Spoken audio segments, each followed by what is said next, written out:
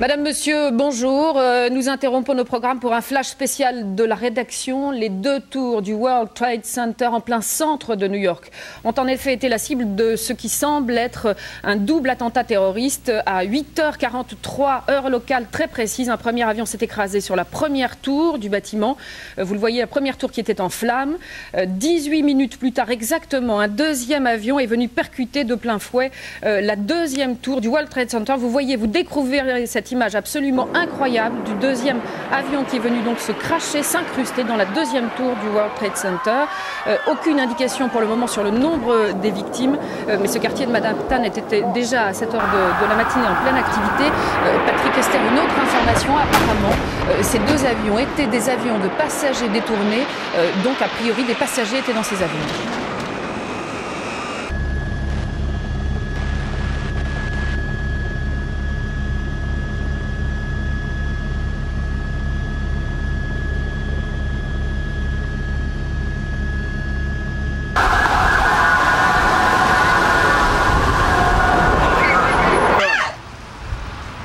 Holy fuck! Oh my god! Oh my god! Holy shit! Holy shit!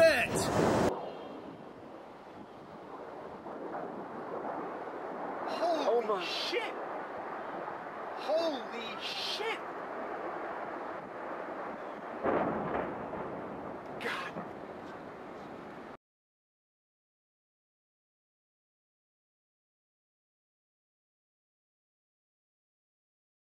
Bonjour les amis, bienvenue dans Guerre et mensonges chapitre 4. Sylvain finit sa gorgée de café.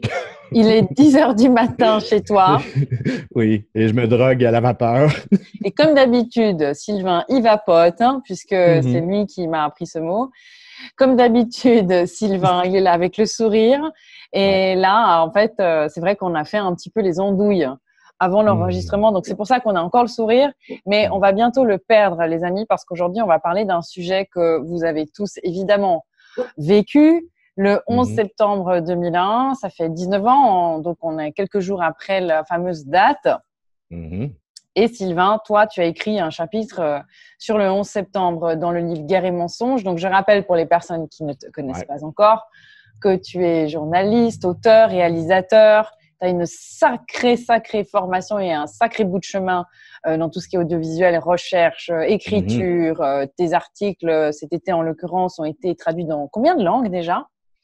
Je sais pas, j'en ai vu une quinzaine, mais je pense que c'est plus que ça parce que peu importe, quand je faisais Google Translate et après que j'allais copier ça dans Google pour voir, peu importe la langue que je prenais, il y avait 2 ou 3 partages minimum, mais des fois c'était 2 à 3 partages. Là.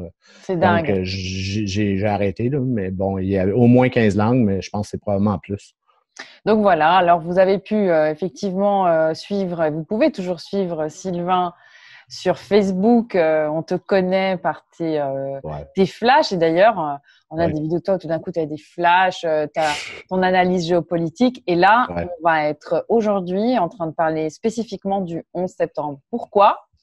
Je vais vous demander maintenant, les amis, et je ne le fais jamais, de partager en masse cette vidéo le plus possible à votre famille, à vos amis, à vos connaissances. Pourquoi ? Parce qu'aujourd'hui, en parlant du 11 septembre avec toi, Sylvain, eh bien, on va faire une liste de points étranges, douteux, et on va regarder finalement en quoi le narratif officiel peut être absolument absurde et passé. Alors, juste la différence entre 2001 et maintenant, c'est qu'en 2001, il n'y avait pas encore tous ces réseaux sociaux. Et on a tous vu ça devant nos télévisions. Je pense d'ailleurs que les personnes qui nous écoutent maintenant se souviennent de ce qu'elles faisaient à ce moment-là. Et il n'y avait pas encore tous ces partages réseaux sociaux, YouTube. Enfin, c'était vraiment pas, je ne sais plus exactement les dates, mais en tout cas, maintenant, l'époque est différente. Alors, par où tu souhaites commencer par rapport à cette terrible journée où il y a eu de mémoire plus ou moins 2800 morts, un peu moins par là, non? Je crois que c'était… 2565, quelque chose comme ça. Là. Énorme. Ouais. Ben, oui, ça fait beaucoup de monde. En fait, pour moi, tu as dit quelque chose d'important déjà, je trouve, c'est que La différence, c'est une opération sous faux drapeau. Donc, ce que je veux dire par là, c'est que c'est une opération qui a été auto-infligée pour permettre plusieurs objectifs. Donc, aux Américains, en accusant Al-Qaïda, qui était vaguement le pseudonyme du terrorisme à l'époque. Donc, c'est une opération sous faux drapeau qui a été complètement organisée et orchestrée par la plupart des agences américaines avec l'aide de certains bouts de l'armée, certains bouts de l'OTAN, même la Mossad et les services secrets arabes aussi ont joué un rôle dans l'opération de 9/11. Donc, tu sais, quand on parle d'un complot, ça, c'en est un vrai. Parce que comploter, ça prend beaucoup de monde. Et là, il y a eu un gros paquet de monde qui ont complété sur 9/11. Ce que tu disais tantôt, c'est que il n'y avait pas tous les réseaux sociaux pour partager à l'époque, mais on était quand même déjà implanté sur Internet. Disons que l'information en 2001 encore sur Internet, c'était pas comme aujourd'hui du tout. Là, ça voyageait pas aussi vite et il n'y avait pas Facebook pour tout échanger à mesure et tout ça. Mais reste que le fait qu'on a fait cette opération-là à l'ère d'Internet, ben pour moi, c'est carrément devenu le début de la fin pour les mondialistes. Tu parles même d'une erreur, en fait, dans ton livre. Qu'ils ont fait une erreur, en fait. Oui, absolument. Ils ne se rendaient pas compte, tout simplement, que Internet était pour prendre le dessus sur les médias traditionnels qui sont conçus pour brainwasher tout le monde sur ce qu'on veut. Et donc, Internet était, à l'époque, sans censure. Donc, ça veut dire que tout le monde pouvait faire des documentaires sur tout ce qu'il trouvait de louche sur cette histoire-là. Ça a commencé à circuler et c'est vraiment le début de la fin du narratif des médias. Il y en a qui se demandent pourquoi ça ne va pas si vite que ça en ce moment, les gens ne changent pas si rapidement que ça, mais c'est faux. Je veux dire, on peut voir clairement que, il y a probablement la moitié de la population minimum là, qui commence à se rendre compte qu'il y a quelque chose qui cloche. Là où ça devient vraiment intéressant, c'est qu'à partir du moment où tu comprends que les médias te mentent, il n'y a plus de retour en arrière. OK? Et c'est pas possible. Donc, ça veut dire que ce sont des vases communicants, mais qui vont juste dans un sens. Donc, c'est pour ça que l'équilibre qui était comme ça avant, c'est-à-dire les médias étaient tellement lourds qu'il n'y avait rien à faire, bien, les gens, ils s'en vont tranquillement de l'autre côté, tu sais. Et là, on est comme quelque part ici probablement, tu sais, puis peut-être même un petit peu plus comme ça ici. Mais donc, c'est ce qui fait que aujourd'hui, 9/11, il y a très peu d'Américains qui croient à l'histoire officielle. Et c'est encore plus important à l'extérieur. Là, à l'extérieur, je pense qu'on est autour du 70%, grosso modo, des gens qui ne croient pas à l'histoire officielle sur 9/11. 70%, c'est beaucoup de monde. C'est beaucoup. Là, mais alors justement, oui. C'est le but de cette vidéo. On va aller maintenant directement dans pourquoi ils ne croient pas. Parce que finalement, il y a beaucoup de gens qui ne croient pas. Oui. Mais en quoi on ne croit pas? Qu'est-ce qui est si bizarre? Parce qu'il y a beaucoup de gens qui ne croient pas sans vraiment avoir des petits détails croustillants. Parce que là, il faut quand même te dire qu'ils ont tellement sous-estimé le niveau des gens qu'ils ont fait de graves erreurs.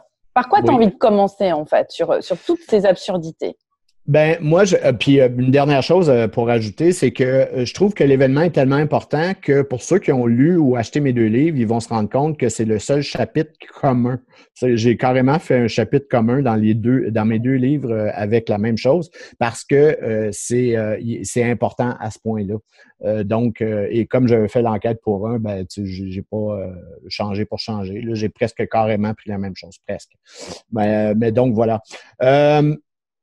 En fait, c'est qu'il y a eu tellement de documentaires, il y a eu tellement d'enquêtes, il y a eu tellement de scientifiques qui se sont intéressés à la chose et que rapidement, la logique prend le dessus sur les gens dès qu'on commence à s'intéresser aux travaux de ces gens-là. Moi, ceux qui m'avaient particulièrement influencé dès le début, c'est ce qu'on appelle les 1500 architectes et ingénieurs. Donc, 1500, c'est pas peu, là. Et on parle de 1500 architectes et ingénieurs qui sont impliqués dans la construction d'édifices et qui, la plupart, sont impliqués dans la construction d'édifices à structure d'acier qui ont absolument démoli tout ce que disait l'enquête du NIST. Le NIST, c'était le National Institute of Technology and Science, qui avait été chargé de faire l'enquête. Bon, on parle de quelque chose qui est paragouvernemental pratiquement. Et comme la commission Warren pour JFK, ben, il était surtout engagé pour masquer l'enquête et donc dévier tous les résultats d'une réelle enquête scientifique vers quelque chose qui était loufoque, comme la balle magique de Lee Harvey Oswald dans le cas de JFK. Donc, il y a des ingénieurs qui sont mis ensemble, qui ont parlé, qui ont démontré hors de tout doute que toute l'histoire que le NIST racontait dans son enquête ne faisait aucun sens scientifique. Bon, on peut commencer peut-être parler par justement les deux tours. Si on y va de manière systématique, c'est que les deux tours avaient une structure d'acier. Donc, une structure d'acier, c'est pourquoi on utilise l'acier pour faire des structures d'édifices aussi gros que ça, c'est que un feu ne peut pas endommager la structure à la base. Donc, on ne peut pas se retrouver avec une catastrophe à cause d'un feu. OK?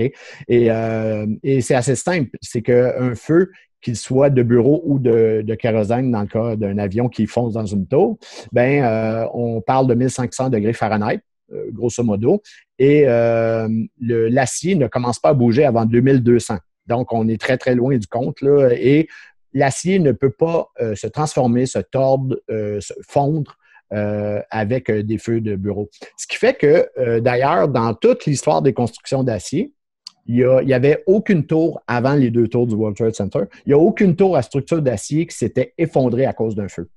Et ce qui était, il y en avait eu une, je ne sais pas si c'est au Venezuela, à Madrid ou quelque chose comme ça, mais il y avait une tour qui était de plusieurs dizaines d'étages, là, comme ça, qui avait brûlé au complet. Là. Tout avait brûlé à l'intérieur. La structure d'acier était encore parfaitement debout.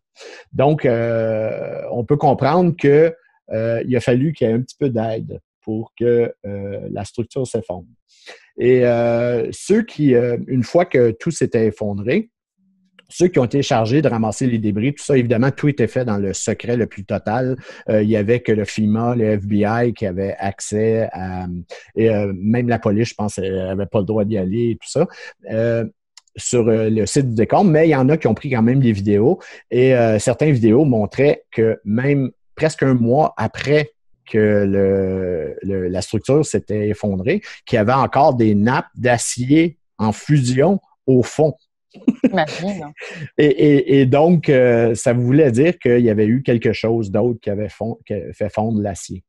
Donc, si on y va encore de manière systématique, c'est que il y avait une firme qui avait été dirigée longtemps par le frère de George Bush, qui était le président américain à l'époque. Son frère Marvin était chargé de la sécurité pendant toute la période avant le 9/11, dans le fond, avant l'effondrement. Et il y a plusieurs personnes qui ont noté qu'il y avait eu beaucoup de va-et-vient, de beaucoup de camions, on faisait des réparations, les ascenseurs étaient bloqués, et clairement, on était en train de jouer dans la structure. Tu parles des chiens aussi. Tu parles des oui, chiens. Puis oui, c'est ça. Les chiens qui reniflent les bombes. D'ailleurs, oui, on l'entend, oui. Je pense qu'il savait elle vérifie le jardin, on ne sait jamais.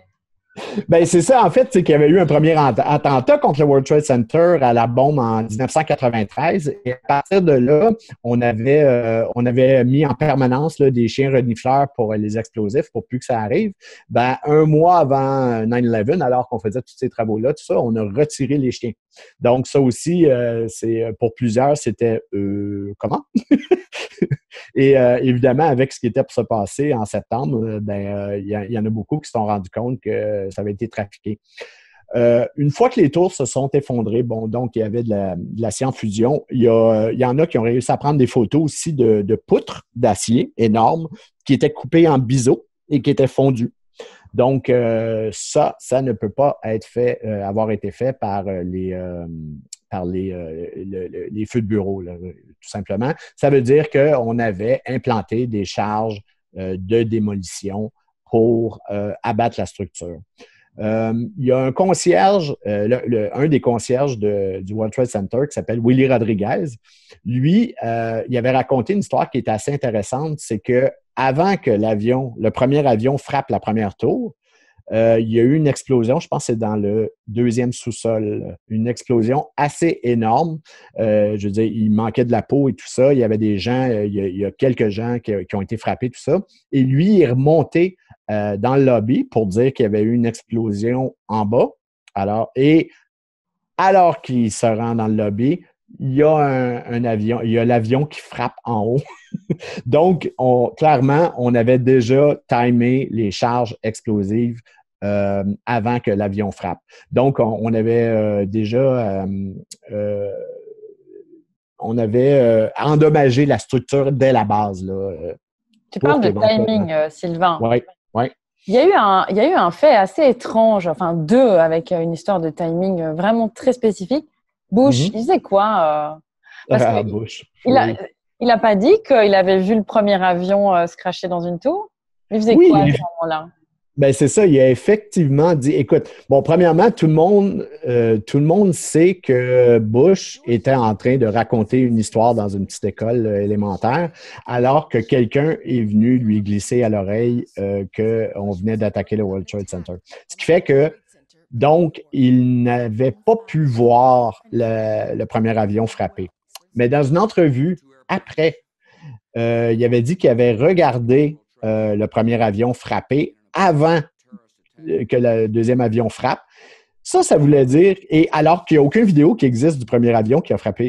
C'est ça en fait. C'est surtout le deuxième en fait.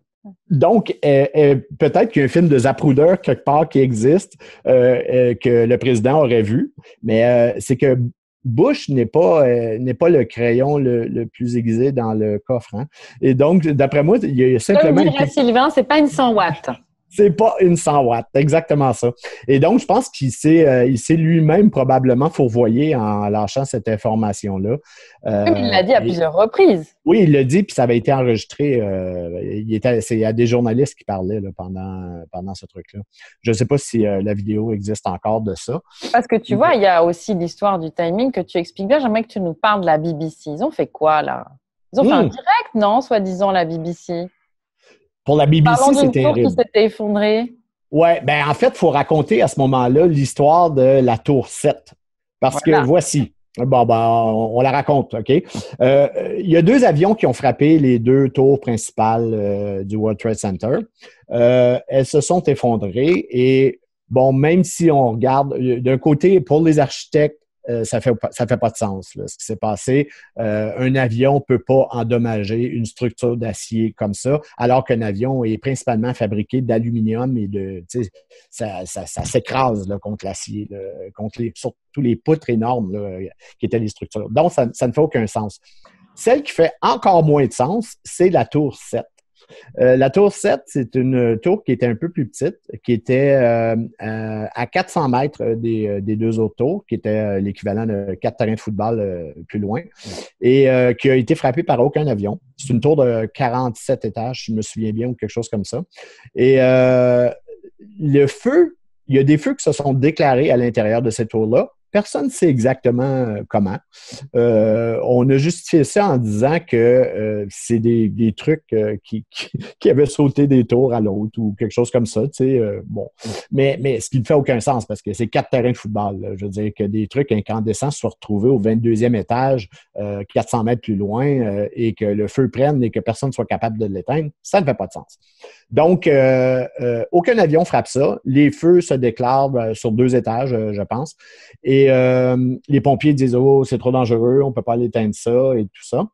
Et tout à coup, la BBC fait un reportage, OK, alors que les feux sont encore en train de brûler à l'intérieur de la tour 7. Et la journaliste, la pauvre journaliste de la BBC qui va rester une tarte jusqu'à la fin de ses jours, déclare que la tour 7 vient de s'effondrer. Mais coup de théâtre, la tour 7 est toujours derrière elle pendant qu'elle est en train de dire ça. Et la tour 7 ne s'effondrera que 25 minutes plus tard. Et donc, clairement, il avait reçu le script trop tôt. La BBC... Ou alors, peut-être qu'elle avait une intuition, hein, tu sais. Ce qui est absolument incroyable, c'est que jamais, au grand jamais, pour 2 feux à 2 étages, on aurait pu penser que la tour 7 s'effondre. Ça ne faisait aucun sens, là. Je veux dire, c'était même pas envisageable. Donc, elle le déclare 25 minutes d'avance. Il n'y a aucune explication à ça. On va faire un petit parallèle. Moi, j'aime bien les petits parallèles. Attends, je veux juste finir avant. C'est que la tour 7... Oui, mais non, mais c'est que la tour 7, en fait, encore là, si je reviens à la NIST, c'est que ce qu'ils ont dit, c'est que ces 2 petits feux de bureau-là auraient affecté la structure, juste plié les poutres d'acier, tout s'est effondré à la vitesse de la gravité. Ça, c'est absolument incroyable. Ça veut dire qu'il n'y a eu aucune résistance dans toute la structure d'acier de la tour 7. Pour les moins convaincus de cette opération-là, comme quoi ça avait été absolument un complot, même les moins convaincus ne peuvent pas regarder l'histoire de la Tour 7 sans comprendre que c'est un complot. Ça ne peut être absolument rien d'autre. Tu sais, je veux dire, il faut même pas être intelligent là, pour le comprendre. Là, non, mais en même temps, tu sais, Sylvain, des fois, plus c'est gros et plus ça passe. Parce que le cerveau, il résiste. Il dit, mais attends, c'est pas possible, c'est pas possible. Imaginons, c'est ça le parallèle que je voulais faire, parce qu'il y a beaucoup de Français qui écoutent nos vidéos. Tu vois, c'est comme si on fait une vidéo avec la Tour Eiffel dans le dos. On dit, ben voilà, la Tour Eiffel, elle s'est effondrée, d'accord? Elle vient de s'effondrer. Voilà, c'est un grand drame. La Tour Eiffel s'est effondrée. On voit la Tour Eiffel derrière et elle s'effondre 25 minutes après. C'est ça. mais il y a un petit feu dans la Tour Eiffel. Ça n'a aucun sens. Mais c'est énorme, ce genre de choses-là. Parce que tu vois, en Europe, personne en a parlé, évidemment, sur les chaînes, on va dire, publiques, de grande audience. Voilà, bon. Oui, puis le fait, là, tu ramènes ça à un point important, je pense, parce que le fait que les médias n'aient jamais parlé de la Tour 7, qu'aucun média n'ait jamais parlé de la Tour 7, alors que tout le monde le sait, ben, je pense que ça démontre la volonté des médias de cacher toute cette histoire-là. Ils en ont parlé ce jour-là, mais encore là, très peu par rapport aux 2 autres tours. Mais ils n'ont jamais analysé ce qui s'était passé après. Jamais, parce que ça ne fait aucun sens. Il n'y a aucune explication possible, sauf que celle du complot. Ah bah oui, parce que quand on commence à regarder les problèmes de timing, parce que c'est vrai que là, tu as parlé de cette... je crois que tu parlais d'un nanothermite, en fait. C'est ça, ce produit qui pourrait justement mettre en fusion, voir encore des jours l'acier, qui est encore là. Ouais. Tu vois, sur l'aspect du timing. Parce qu'il y a des choses où là, tu écris dans ton livre qu'il y a eu des personnes qui ont shorté le marché à peu près quelques jours avant. Alors, shorter le marché, voilà, c'est comme tu te le dis, en faisant des puts ou tout simplement en pariant à la baisse. C'est-à-dire, on se dit, bon, moi, je pense que ça va être la catastrophe. Et il y a des gens qui ont shorté les compagnies aériennes, en fait. Oui. Tu peux nous expliquer ça, Nadia? Et les compagnies d'assurance aussi, si je me souviens bien.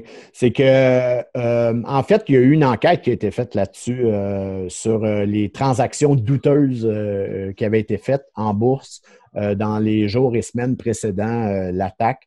Et encore là, cette enquête-là qui a déterminé qu'il y a eu 27 transactions majeures qui ont été faites en bourse, alors que il fallait absolument savoir ce qui était pour se passer le 11 septembre. Donc, 5 jours avant. Hein? Oui, puis les médias ne nous ont jamais non plus parlé de cette enquête-là, qui détermine que clairement, il y avait beaucoup de monde qui était impliqué dans la haute finance, qui savait ce qui était pour se passer. Et donc, ils ont parié contre les compagnies d'assurance et contre les compagnies aériennes. Ils savaient que les stocks étaient pour s'effondrer sur ces compagnies-là, alors qu'il n'y avait aucune raison de s'inquiéter pour ces compagnies-là, d'aucune façon. Donc, et c'était des transactions majeures. Là. On parle de gens qui mettaient beaucoup d'argent, là, qui pariaient sur ça. Tu vois, Sylvain, maintenant qu'on parle de ça, je sais qu'on a des personnes qui regardent de façon très fidèle nos émissions parce qu'elles ont le point commun avec toi et moi aussi, c'est qu'elles aiment bien aller fouiner et comprendre. Moi, je lance un appel Parce que quand on parle des compagnies aériennes, je me dis, souvenons-nous, les amis, début de l'année 2020, qui aurait parié à la baisse les valeurs en bourse des compagnies aériennes?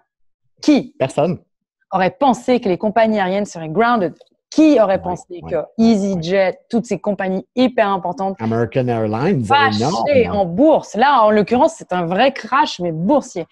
Qui a shorté le marché? Il y a sûrement des gens, Sylvain. Oui, c'est ça. En fait, il n'y a personne qui est pointé du doigt ou à peu près par ces enquêtes-là. Ça va venir. Oui, ça va probablement venir, mais tu sais, moi, c'est certain qu'il faut qu'on regarde du côté de tout ce qui était Rockefeller, tout ce qui était Vanguard, tout ce qui était BlackRock à l'époque. Je suis même pas sûr si BlackRock existait déjà, mais Vanguard existait. Mais Morgan Chase, tous les gens de la très haute finance qui sont ceux qui manipulent toujours l'économie, eux savaient tous que c'était pour arriver.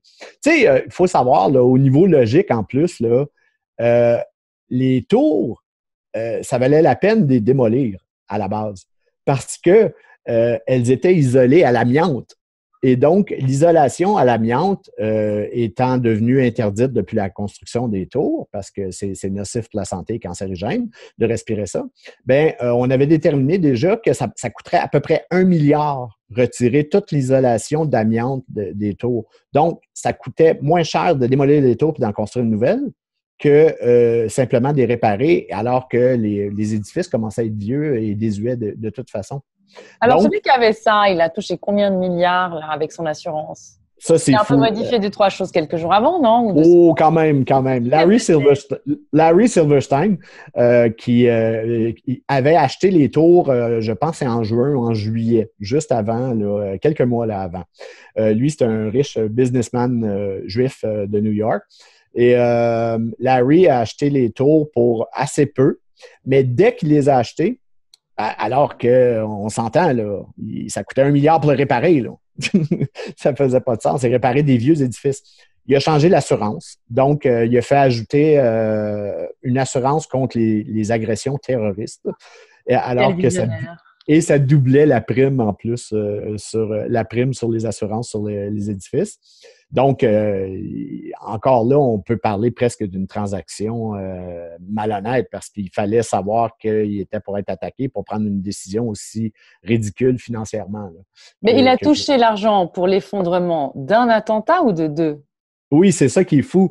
C'est que comme il y a eu 2 avions qui ont frappé les tours, lui, ça a été déclaré aux assurances. Il a été en cours et il a reçu 2 fois la prime pour 2 attaques séparées parce qu'il y a eu 2 avions. Donc, il s'est retrouvé en tout et partout, je pense, avec 7 milliards d'assurance pour des buildings je pense qu'il avait payé 2 ou 3 milliards et qui nécessitaient pour 1 milliard de réparation. Très bien. Alors, Sylvain, je te mandate de me retrouver l'avocat de ce cher monsieur. Oui, c'est ça. Toujours, je veux bien qu'il m'accompagne dans mes démarches. Il doit être dans un pays où il n'y a pas de traité d'extradition avec les États-Unis. Bon, écoute, Sylvain, moi, il y a une partie de ton épisode sur le 11 septembre qu'il va falloir que tu m'expliques parce que là, tu parles de la vitesse des avions.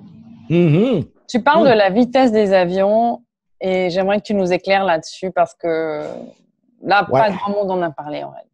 Non, c'est ça. Tu sais, quand je disais que quand j'ai commencé à regarder un peu les vidéos, il y avait le vidéo Zeitgeist qui m'a ouvert l'esprit, qui était sur des trucs généraux. Il y avait le Loose Change qui faisait une très, très belle analyse de ce qui s'était passé. Il y a eu les architectes et ingénieurs qui s'étaient alliés ensemble pour faire des études. Mais il y a aussi Pilots for Truth qui ont fait la même chose, mais pour observer du point de vue de tout ce qui était vol aérien, données de radar, vitesse des avions. Et ils voulaient simplement voir si tout ce qui s'était passé dans les airs à ce moment-là était possible. Et donc, ils ont réussi à recueillir, grâce à toutes les données radar de ce jour-là, à recueillir la hauteur des avions, la vitesse des avions, les manœuvres des avions et tout ça. On parle autant des avions qui ont frappé les tours du World Trade Center que de l'avion qui aurait frappé le Pentagone. Et après, ils ont tout amené, toutes ces données-là avec les types d'avions tout ça. Ils ont tout amené dans des simulateurs.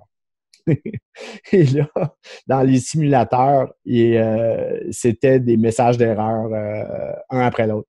Il n'y a rien de tout ce qui était donné sur les radars qui était possible, ou à peu près, dans les manœuvres qui ont été faites avec ces avions-là. Bon.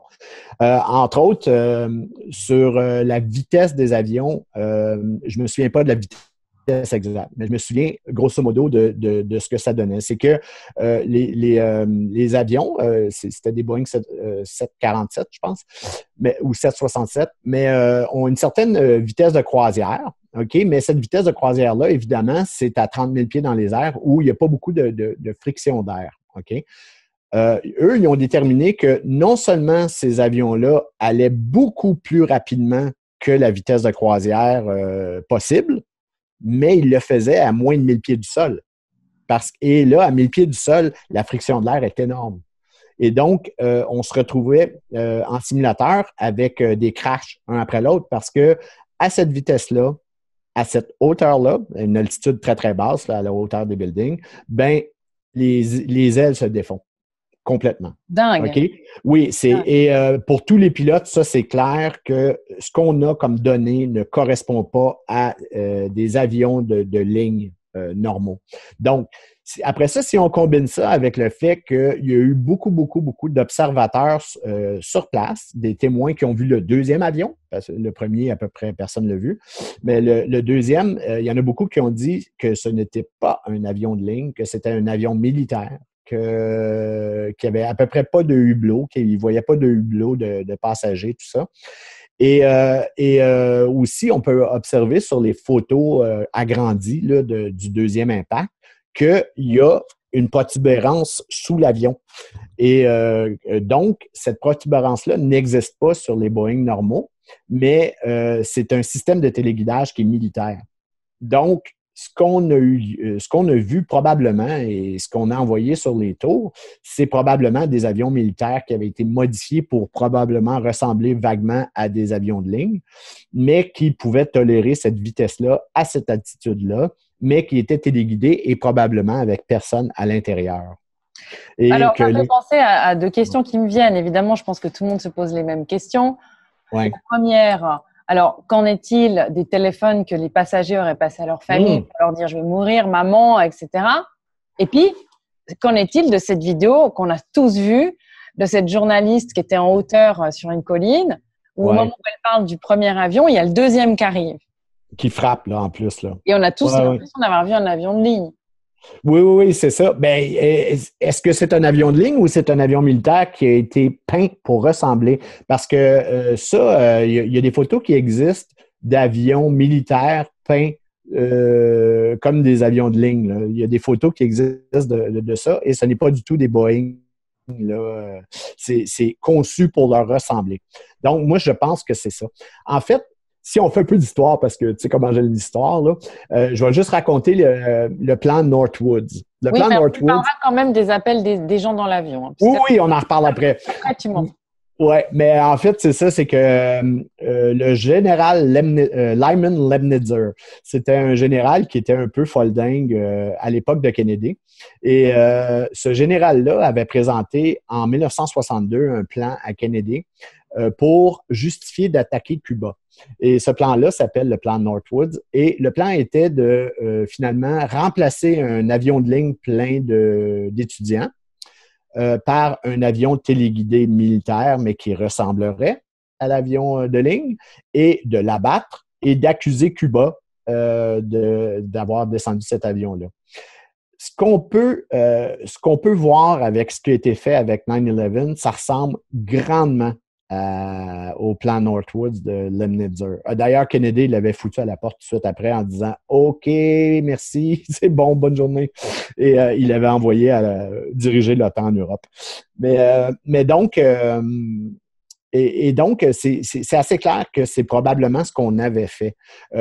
Si on vient justement aux appels téléphoniques, ça, c'est fou. C'est que il y a un avion qui, semble-t-il, lui, s'est jamais rendu sur sa cible qui aurait été le Pentagone, semble-t-il. L'avion se serait aurait crashé à Shanksville, en Pennsylvanie, et en route vers le Pentagone, nous dit-on. Et ça aurait été à cause que les passagers se seraient rébellés contre les terroristes et bataille s'ensuit. Et donc, ils ont crashé l'avion plutôt que...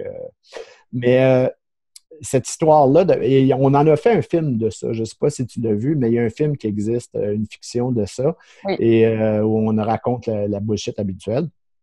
Mais donc, ce qui est le plus amusant avec ça, c'est que pour faire encore plus dramatique, les passagers de l'avion de Shanksville ont fait une dizaine d'appels à leurs proches, alors qu'ils savaient qu'ils étaient tous pour mourir. Et donc, ces appels-là auraient été enregistrés parce qu'évidemment, à l'époque, les médias voulaient nous faire croire que c'était vrai, voulaient rendre le côté dramatique. Donc, on mettait en ligne, on a mis en ligne ces appels-là. Pour tous les techniciens qui connaissent un peu la téléphonie, ils disaient en fait que à cette altitude-là, d'obtenir une ligne téléphonique avec les cellulaires de l'époque, la chance était de 0,006 % d'obtenir une ligne. Et pourtant, on a 10 appels sans aucune friture qui étaient disponibles, mis en disponibilité. Donc, pour la plupart des gens, les techniciens qui connaissent un peu ça, ça ne fait pas de sens qu'il y ait eu déjà en partant ces appels-là qui auraient été enregistrés. Ce pourquoi je pense qu'on ne les trouve plus aujourd'hui sur YouTube, c'est qu'après analyse, on se rend compte qu'ils étaient ridicules en plus. Parce que le but était d'identifier des passagers qui étaient sur l'avion. On a eu entre autres un type qui a appelé sa mère. Et c'est comme si j'appelle Emma ma mère. Et moi, j'appelle, je dis « Bonjour, Emma, c'est Sylvain Laforêt, ton fils. » Mais le nom de famille était nommé dans la conversation téléphonique. Je l'ai entendu, celui-là, puis effectivement, ça faisait pas de sens. Il y a un autre appel aussi où il y aurait eu un bug et où les 3 mêmes lignes de dialogue étaient répétées par les deux personnes en plus. Là. Les 3 mêmes lignes de dialogue, exactement, le mot pour mot. Et ça, tu t'y connais là-dedans, hein? Oui, dans les lignes de dialogue. Mais donc, c'est ça. Tout ça faisait pas de sens. Puis je pense qu'on a retiré tous les faux enregistrements de conversations téléphoniques depuis le temps parce que, évidemment, ils sont plus faciles à tourner au ridicule maintenant à prouver quoi que ce soit. Ces vols, ils ont bien eu lieu. Ils ont été où alors, ces gens-là? Ils ont été débarqués quelque part? C'est la réponse que j'ai pas. Écoute, on lit des trucs parce que forcément, si ces vols-là ont eu lieu et qu'il y avait effectivement des passagers, le destin de ces gens-là, c'est d'une horreur totale parce qu'on n'a plus jamais entendu parler d'eux. Mais il y en a qui disent que simplement, les vols auraient décollé, mais avec personne. Donc, les listes de passagers, que les familles des passagers ne se seraient à peu près pas manifestées. J'en sais pas plus là-dessus, je le sais pas. Il y a eu l'histoire qui est assez terrible de justement le vol je pense que c'est le vol 93 qui se serait effondré à Shawshank. En fait, semble-t-il qu'à l'aéroport de Cleveland, on a évacué l'aéroport en urgence. Et ça c'est vrai, là, qu'on a évacué l'aéroport de Cleveland en urgence, que personne n'avait le droit de regagner son véhicule. Il devait simplement quitter l'aéroport rapidement et qu'il y aurait eu quelques témoins qui disaient que le vol 93, qui semble-t-il, s'était effondré un peu avant à Shanksville, aurait atterri à Cleveland à ce moment-là et que tous les passagers auraient été amenés dans un hangar qui appartenait soit au FBI ou à la CIA, peu importe. Est-ce que c'est vrai? Je ne sais pas. Est-ce qu'il y avait des passagers sur ces avions-là? Je ne sais pas. Je la connais pas, cette manipulation-là. Je pense que, en fait, juste de connaître l'ampleur de l'opération qui s'est faite avec tout ça, pour moi, me suffit. Et ça ne me tente pas d'essayer d'imaginer ce qui est arrivé avec ces gens-là s'ils ont existé. Là, tu sais. Ouais. Ouais. Non, mais là, là, on est dans l'ordre de la spéculation. Tandis que là, ce dont on a parlé jusqu'à maintenant, ce sont des faits qui ont été donc effectivement étudiés, mais ça fait 19 ans. Hein. Oui, ça fait 19 ans. 19 ans, tu imagines? Ouais. En fait, plus personne n'en parle. Personne se dit, mais finalement, puis il y a eu aussi des journalistes qui ont été mis en prison parce qu'ils ont... Oui. Ouais. Il y a Parce que une chose qui cloche là-dedans. Oui, ben, c'est comme si on avait le droit si personne n'avait le droit de remettre quoi que ce soit en question, alors que les faits sur le terrain, au contraire, sautent aux yeux. Là, et non seulement ça, mais on devrait tout remettre en question. En fait, je sais qu'il y a une enquête qui a été lancée l'année dernière. Donc sous le régime Trump. Et donc, il y a une enquête qui aurait été lancée par des avocats qui était pour réviser toute la commission d'enquête de la NIST sur les conclusions de ce qui s'est passé ce jour-là. Je ne sais pas où ça en est. Souvent, bon, la justice, ça peut être long. Là, ça se peut qu'on fasse traîner en longueur. Il est très possible qu'on fasse traîner jusqu'après la réélection de Trump aussi, quelque chose comme ça. Moi, je pense que dans les 4 prochaines années de Trump, on va avoir le mot final sur tout ça. Parce que ces boîtes noires, elles ont été retrouvées ou pas? Non, la plupart, c'est-à-dire qu'on nous dit que non, en tout cas. Regarde, si on veut regarder du côté de toutes les choses absurdes et des détails croustillants, ça peut en être un. On nous dit qu'on n'a pas retrouvé les boîtes noires des avions qui ont frappé le World Trade Center. On nous dit qu'on n'a pas retrouvé les moteurs en titane. OK? Il n'y a aucune pièce des moteurs en titane qui aurait été retrouvée. Et pourtant, on a retrouvé 2 passeports, des pilotes, des soi-disant pilotes de Al-Qaïda. Donc, semble-t-il que le papier arabe des passeports des terroristes soit plus solide que les moteurs en titane Absolument. des avions. En tout cas, sous l'ère de Bush, c'était le cas. Oui, mais je veux dire qu'on retrouve le passeport d'un gars qui était dans le cockpit, qu'on retrouve son passeport alors qu'on ne retrouve pas la boîte noire. Je veux dire, à un moment donné, il y a des limites à prendre les gens pour des cons. Là, tu sais. Je vais te faire juste une petite confidence, Sylvain. Ouais. Le 11 septembre a été le début de ma prise de choix d'arrêter la télévision. Ah, pas vrai? J'ai arrêté en 2005. Ça m'a pris à peu près 4 ans. Entre le moment où... Mais là, ça a été... En fait, ils ont perdu on va dire une auditrice parce que, je pense d'ailleurs, je dois être la seule. C'était trop énorme au bout d'un moment. Oui, puis je veux dire, de toute façon, Internet commençait à prendre le dessus aussi comme source d'information. On était encore dans le point de basculement là, à cette époque-là, au balbutiement, mais c'est certain que à partir du moment où tu commences à comprendre que les médias te racontent n'importe quoi, puis dans le cas de 9/11, je veux dire, c'est flagrant. Là, on nous raconte n'importe quoi, et depuis toujours.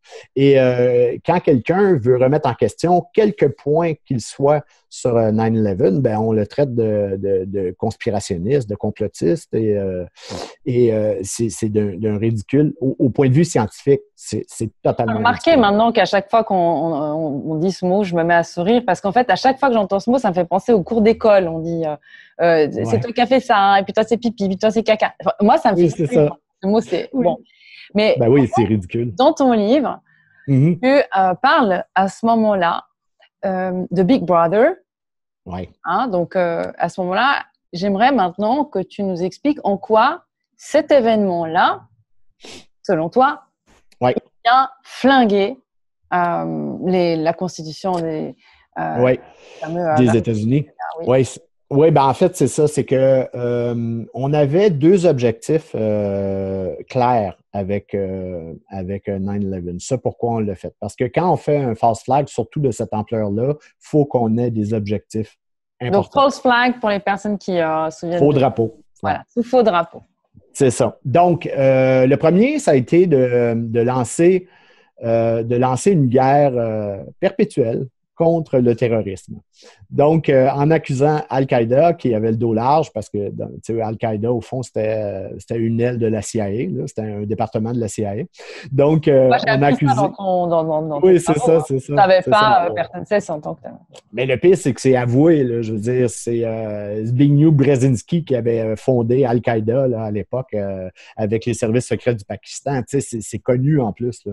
Mais bon, là, on accusait Ben Laden, qui était encore sur la paille de la CIA, on l'a accusé d'avoir fait ça. Et donc, en accusant un groupe terroriste, ben, soit entre guillemets, le terroriste, ben, ça permettait de lancer une guerre perpétuelle. Tu sais, je veux dire, depuis qu'on fait des capsules, j'arrête pas de parler des guerres perpétuelles pour les banques, comment elles sont payantes.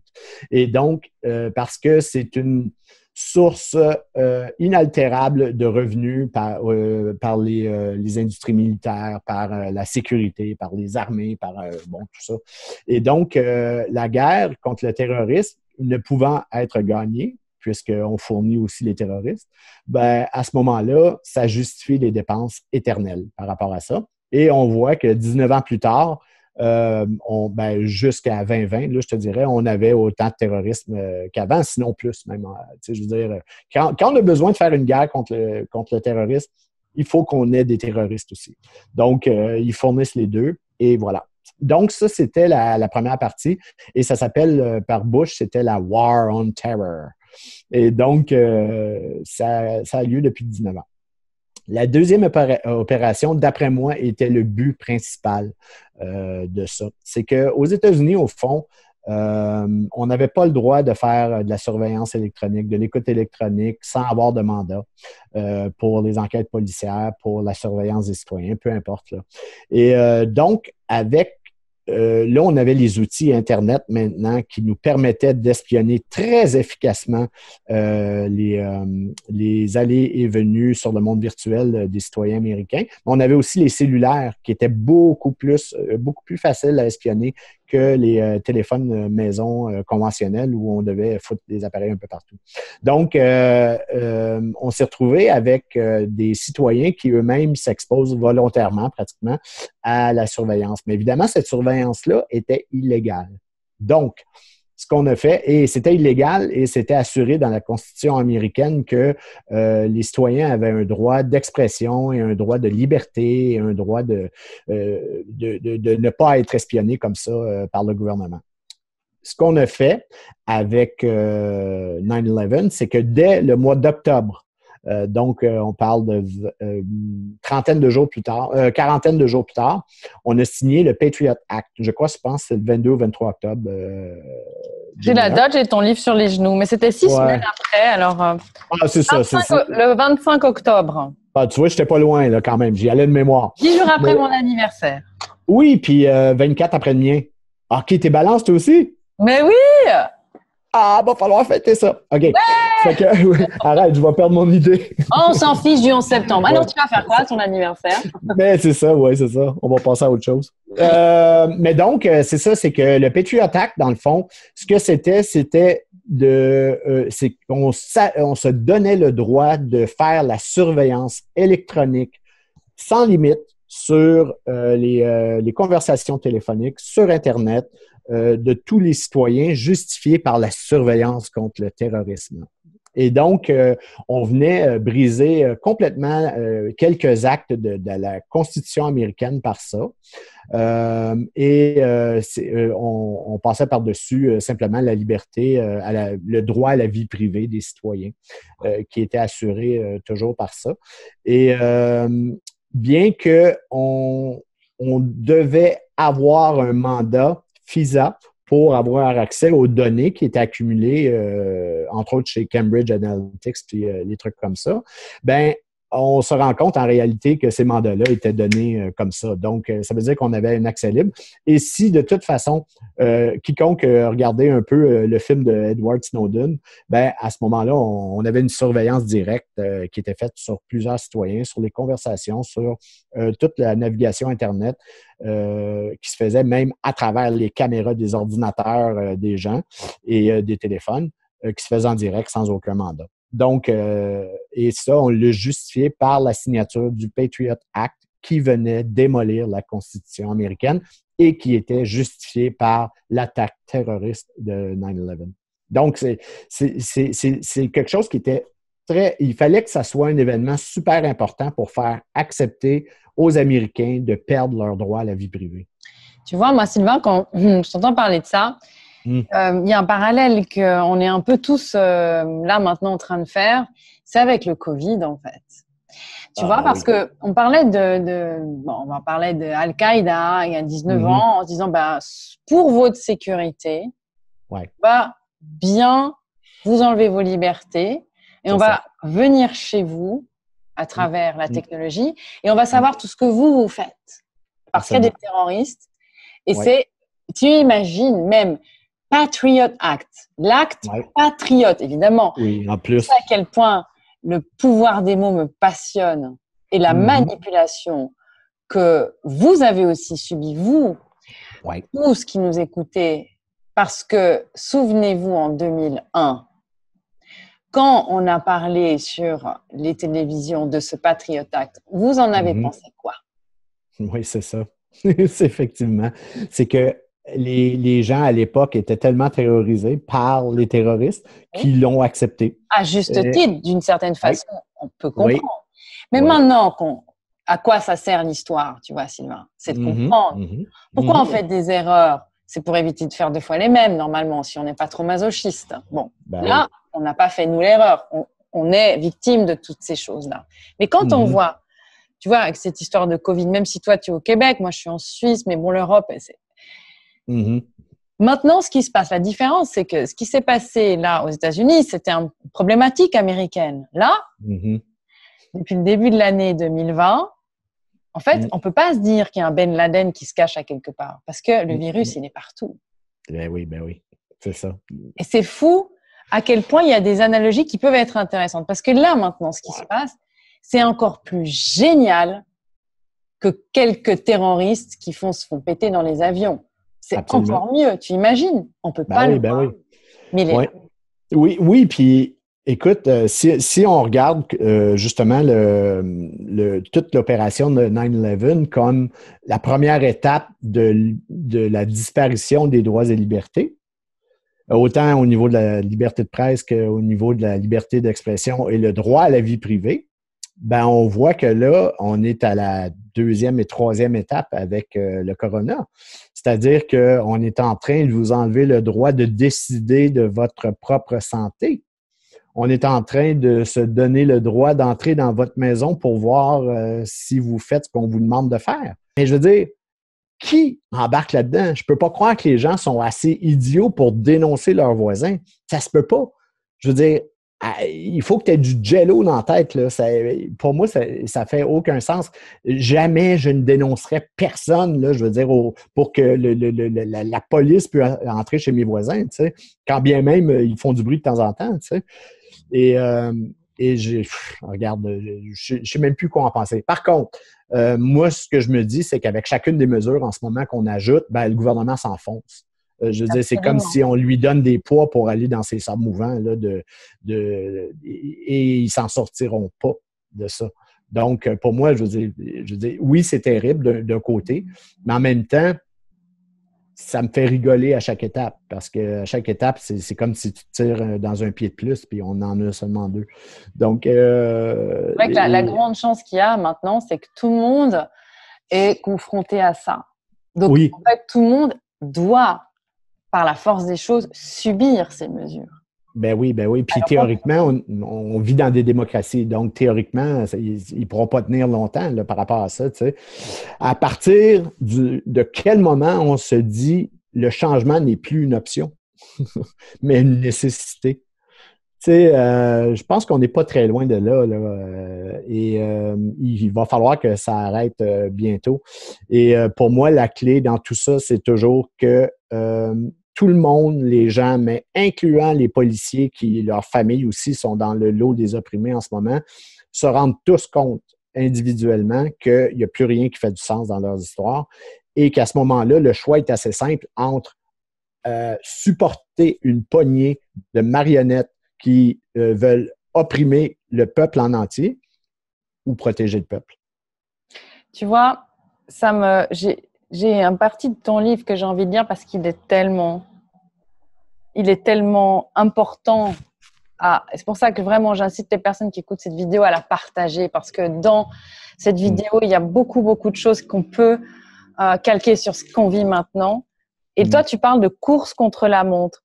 Si nous revenons à la réalité, le gouvernement fantôme des États-Unis est dans une course contre la montre. Il doit absolument mettre en place de nouveaux outils de contrôle mental sur les masses avant que ces outils de propagande habituels ne s'effondrent. La télévision et les journaux se meurent à cause d'Internet. Les républicains, comme démocrates, ont déjà tenté à 2 reprises de limiter la liberté d'expression sur Internet, de contrôler son contenu, mais ils n'ont pas encore réussi. Ils rongent lentement la liberté d'expression via YouTube, Facebook et autres médias sociaux. J'adore ce paragraphe parce que c'est tellement 2020. Oui, je sais. Je l'ai écrit en 2016 ou 2017, peut-être, là, quelque chose comme ça. Mais oui, non, c'est ça. Résumé. Oui. Ben, on en est là. On en est exactement là. Est-ce qu'on peut considérer que la prochaine fois, dans le chapitre 5, on va passer un tournant là, dans l'histoire de Guerre et Mensonges, parce que tu vas évidemment nous parler en quoi ça a servi aussi pour la géopolitique, et puis on a tous suivi aussi les discours très manipulateurs de Bush quand il mettait terrorism. Donc, arme de destruction massive, c'était un prodigieux au niveau de la manipulation. Hein. Absolument, oui. Et puis, tu nous emmèneras... on continue d'avoir la Syrie en ligne de mire. Hein. Oui, ben la Syrie, c'est tellement important. Et avec le temps qu'on a passé sur la Seconde Guerre mondiale, pour moi, on doit passer autant de temps sur la Syrie. Parce que la Deuxième Guerre mondiale, c'est le début de l'Empire américain, puis la Syrie, c'est la fin de l'Empire américain. Donc, c'est super important. Bon, on a du pain sur la planche, mais on aime ça. Et on en redemande. Oui. Fait qu'on se voit bientôt? Oui, on va bientôt se voir. On a un sacré planning. En tout cas, les amis, partagez cette vidéo du 11 septembre et les autres aussi. Hein. Franchement, en attendant le livre papier, on va pas se priver. C'est toujours un super plaisir d'être là avec toi, Sylvain. Tu nous racontes l'histoire et tu nous rends accros et drogués à la vérité. Merci, Sylvain. Hey, merci à toi encore. On se voit bientôt. Ciao les amis. Tu sais que tout à l'heure, quand tu parlais, il y a un écureuil qui doit faire à peu près 25 kilos qui passait derrière toi dans l'arbre. C'est rien. Il faut que je refasse ma toiture parce que dans l'entretoit, en ce moment, il y a 2 ratons laveurs qui ont réussi à entrer, je pense. J'entends gratter là, dans le grenier.